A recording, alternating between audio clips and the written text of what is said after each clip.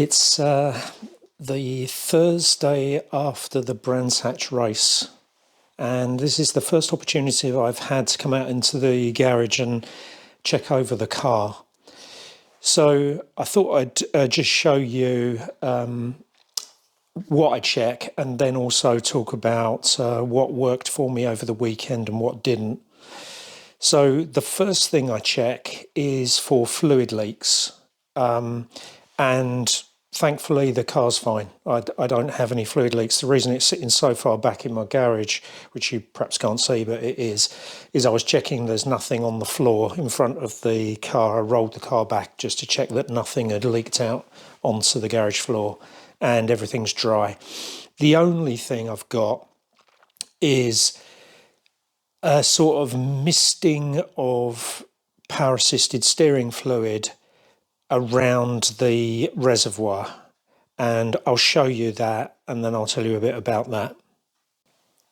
I'm not sure I'm going to be able to show you this all that well on the video, but around here there's like a film of power assisted steering fluid, and similarly on the side of the radiator fan cowl.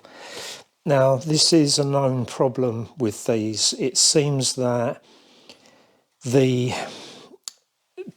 PAS fluid gets really stirred up and I think quite hot during the race, and so most cars, well, the other cars in my team, they suffer from the same problem, and I'm assuming everybody does. There has been talk about improving the cooler, so there's a funny little snake, you're probably familiar with it, there's a little snake cooler for the power assisted steering fluid in front of the radiator, but it seems it's insufficient, and there has been talk about maybe allowing people to fit an additional radiator, oil cooler as it were. But quite honestly, for the trouble it causes, and I mean it doesn't cause any performance issues as far as I can tell, I think that's quite a sort of hammer to crack a nut type of approach. So really, I think this is fine, and we just need to keep an eye on it and just keep it nice and clean around there. Everything else, all down the sides of the engines, both sides, and around the oil filter housing, all of that is all fine, and there's no sign of oil leaks, and also no sign of coolant leaks. Now, the one thing, if you've watched the race video, the one thing you may know about is that the plug came off of my number one coil pack. So this plug under here slid out somehow, and that luckily that was during qualification, and so I lost power.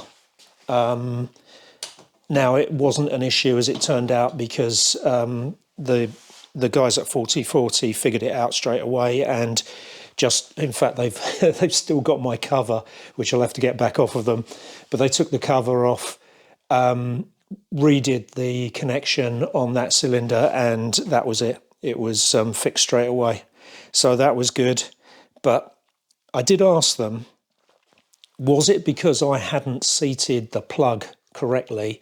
And they said they couldn't see anything that was particularly wrong, but these things, these sort of shroud things that lock the plug in place, are pretty flimsy, and it's not great. I think they think it wasn't completely locked down, so I think that's what caused it.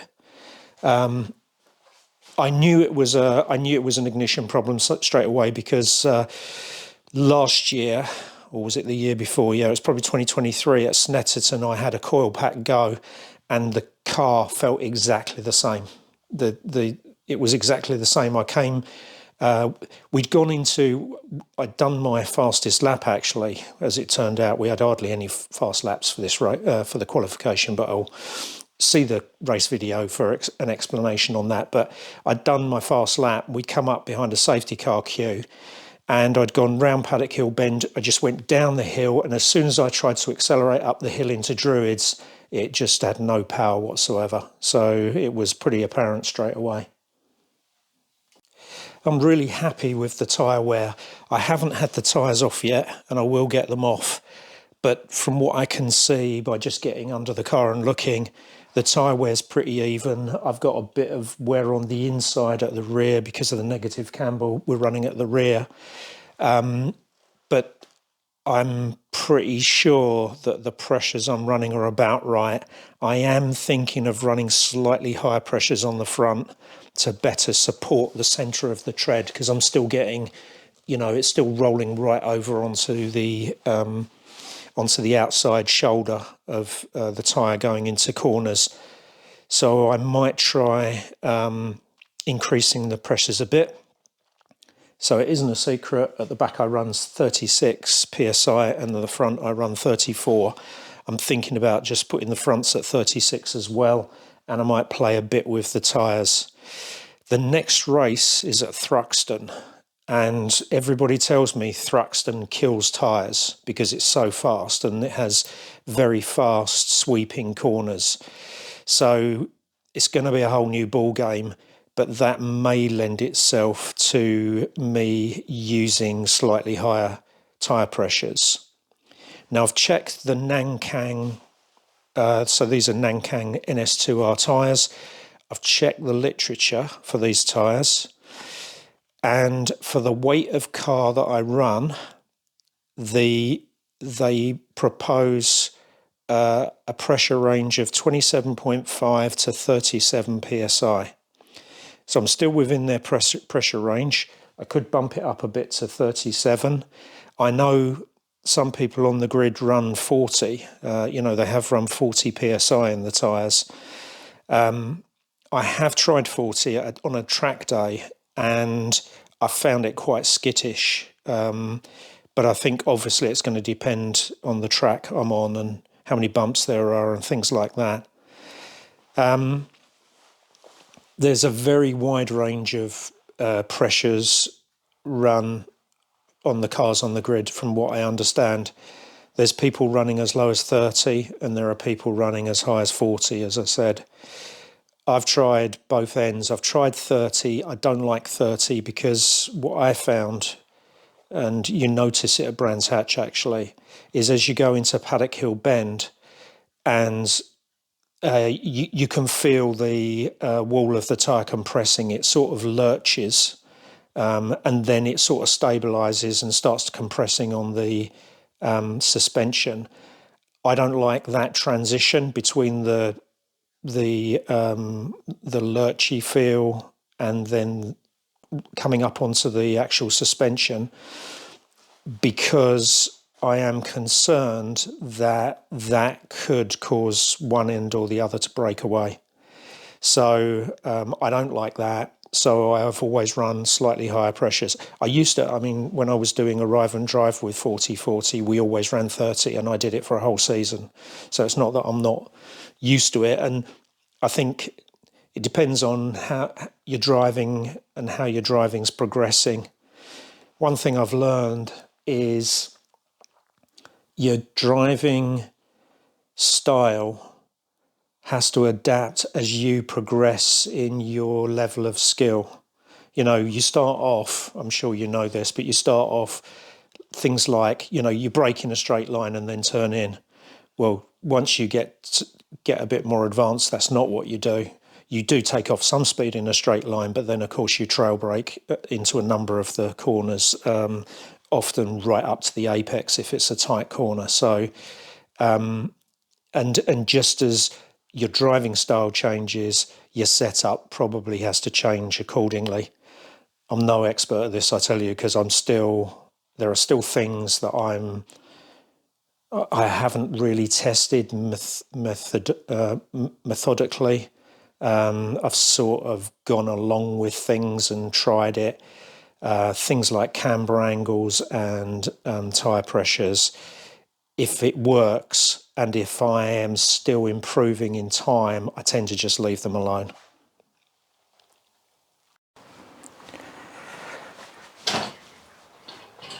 The next job is to check the alignment. So as you can see, I've got my string kit set up. So let me make the measurements and then we'll review them. Okay, well, disappointing but not surprising, or not a surprise to me. So pre-race I had 2mm toe out on the left and the right side, which was what I intended, and after the race you can see it's remained the same. Before the race on the rear left I had 0.5. I did really want them to be parallel, so I wanted 0. What I've learned with the adjusters on this car is you could spend days chasing 0.5 mil. And it's made slightly worse on the left side because you've got the exhaust back box is in the way. The only way I could torque them, do the adjuster nut up to torque, would be to take the back box off. So what I do is I use these sorts of spanners. I've seen guys using them at places like Quick Fit, so I bought a pair of those and I just do them really tight. But obviously it's a problem. What's worse is if you look at what's happened on the right side. I mean, it's gone way out, and that does explain something actually, because what I noticed towards the end of the race was that when I turned into Graham Hill bend, which is a left-hander, the back felt loose, and I think it's because I had an awful lot of toe out on the right-hand side.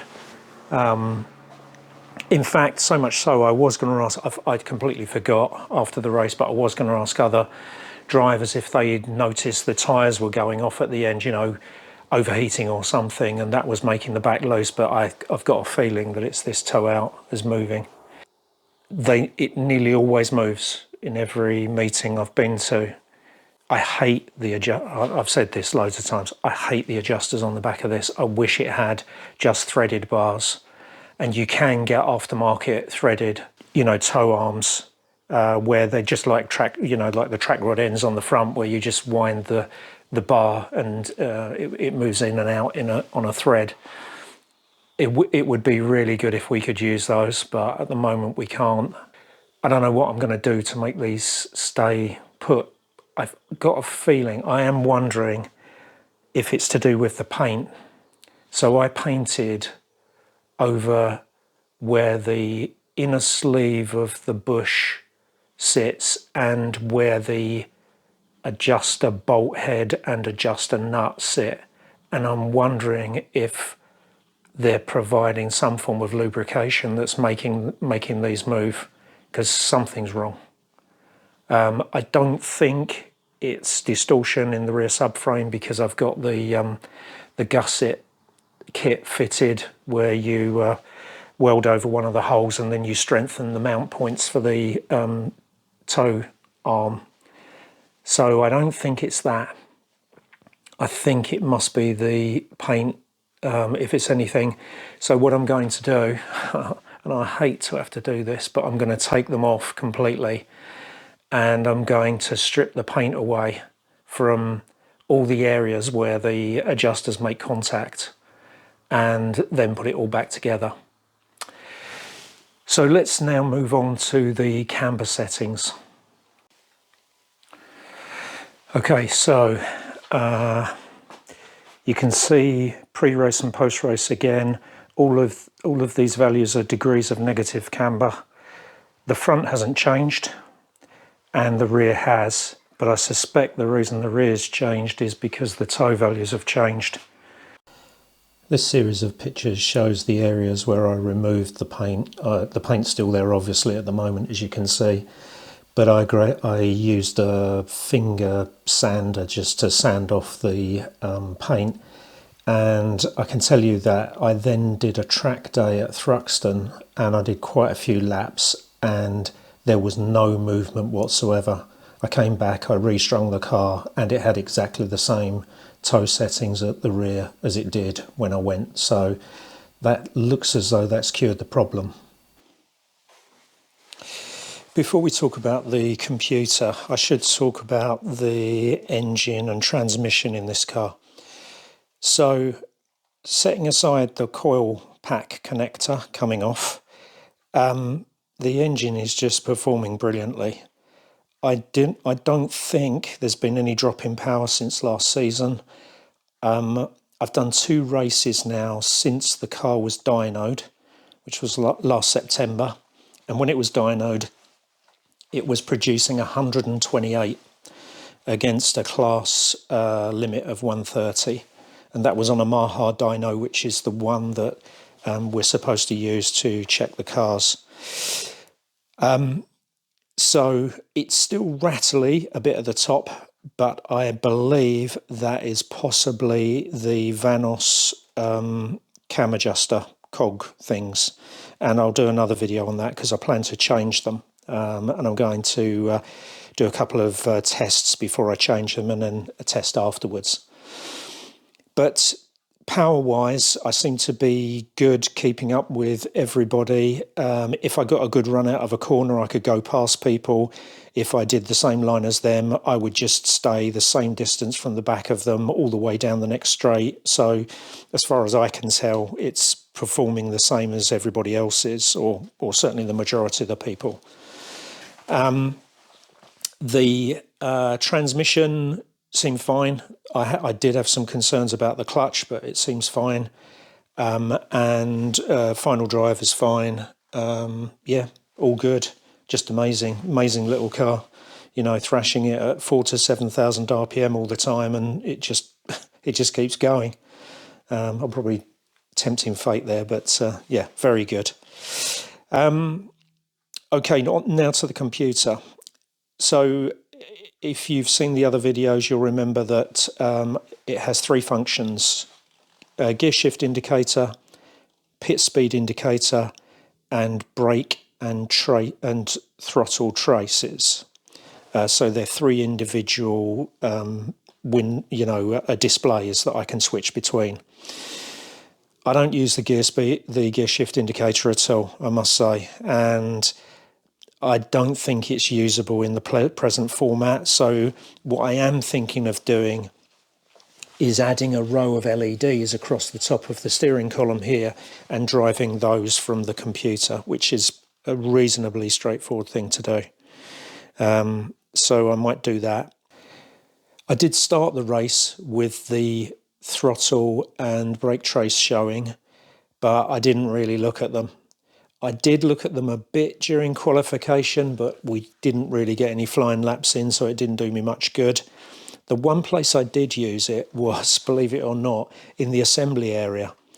So I have this exercise where I try to brake to 50% and then trail brake off. So you're trying to get, you know, those ramp-looking waveforms on the trace.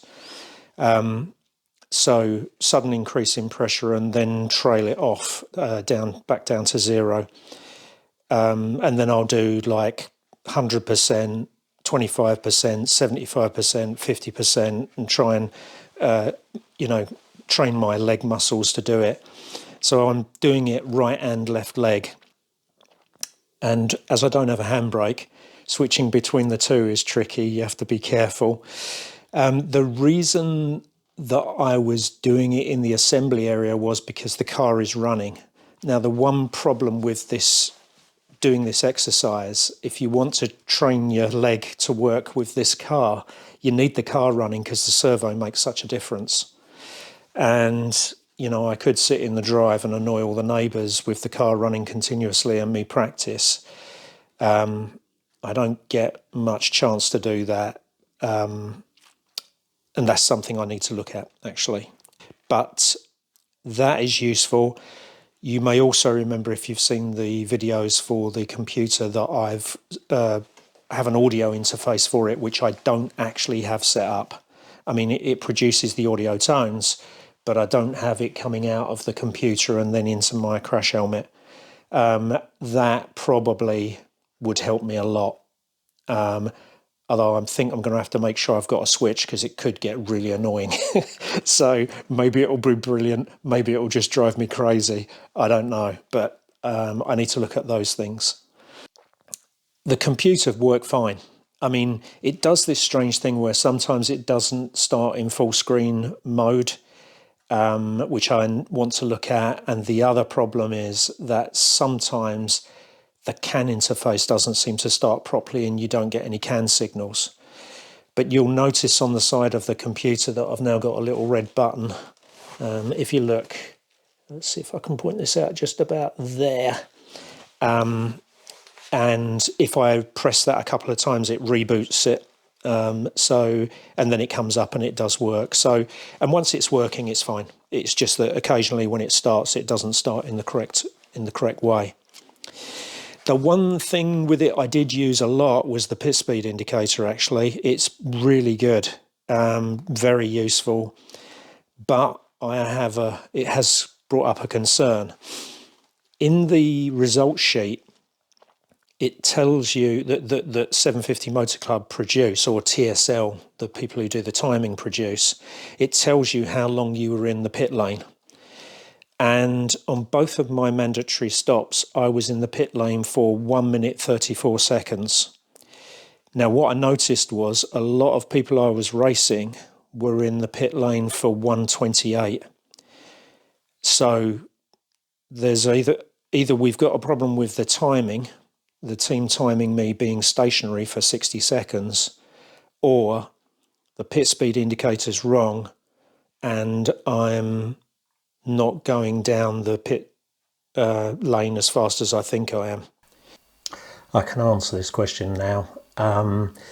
So watching the video and doing some timings, it turned out that in the first stop I was stationary for 62.75 seconds, and in the second stop I was stationary for 62.05 seconds. So not the 6 seconds in each stop that you would expect if that were the cause of the delay.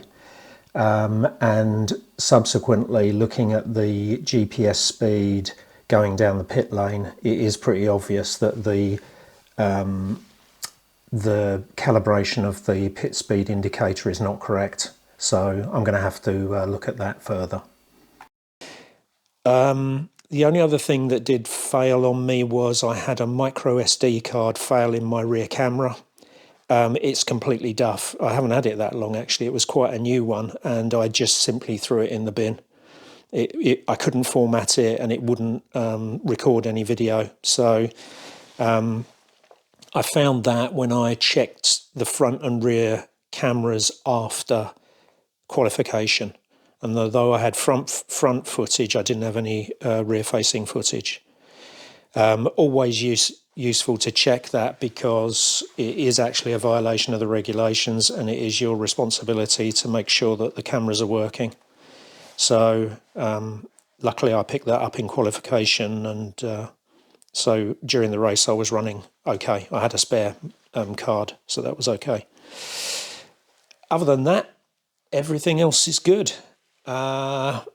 Yeah, very happy with the car. I think it just continues to amaze me. And although, you know, there are things that I can probably do to improve the setup, what I've found is that there's still time to be had by me sorting out my driving. So a very good indication of that is something I noticed. I had a really quick look at my telemetry sort of overview of it, and I found that on one lap I went round Paddock Hill Bend 3/10 quicker than all my other laps. So crikey, 3/10, you know, that would have got me from, that probably would have, if I could have replicated that time and time again, that would have propelled me into the top 10. That would have put me in the low 60 seconds, really low, probably below 60.1 actually. So yeah, there's an opportunity right there. So until I get all of that ironed out, me worrying about reducing the camber by 1/2 degree on the front or a bit more toe out and all that really doesn't come into it. I need to sort out my consistency in my driving. Okay, I'm sorry I rambled a bit there. I hope you found that useful, and I'll catch you on the next one.